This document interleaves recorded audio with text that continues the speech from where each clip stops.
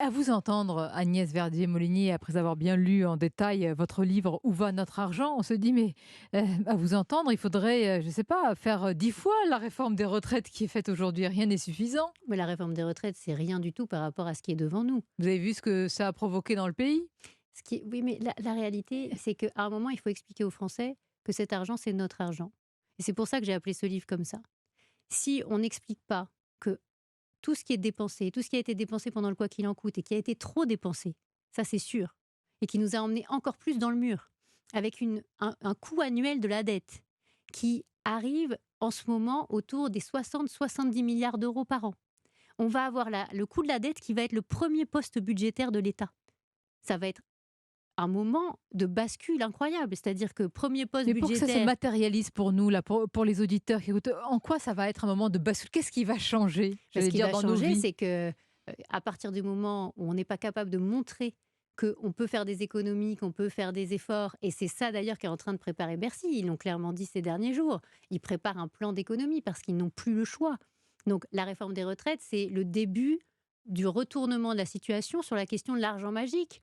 Et c'est le début de la prise de conscience. Et c'est pour ça qu'en réalité, c'est un moment très important pour la France. Parce que c'est le moment où on doit faire les bons choix. Les bons choix, c'est regarder comment utiliser chaque euro d'argent public.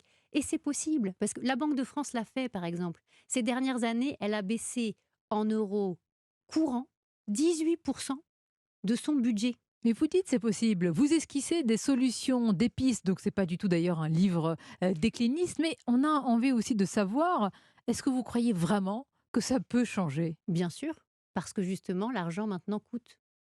Et parce que comme ce n'est plus gratuit, eh bien, il va y avoir cette prise de conscience qui va se révéler dans l'ensemble du pays. Et pour Et conclure, sinon, qu'est-ce qui peut se passer, Agnès Verdier-Molinier? sinon, le risque, c'est encore plus de déclin pour la France et la difficulté qui sera la suivante, qu'on perdra encore des places, hein. On n'est plus que 25e en richesse par habitant.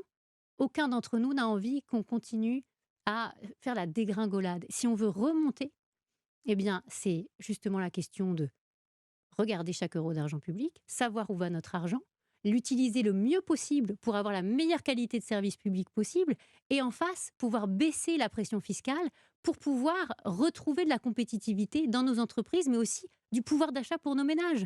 Parce que celui qui prend le plus de pouvoir d'achat, ceux qui prennent le plus de pouvoir d'achat, c'est l'État et la Sécu.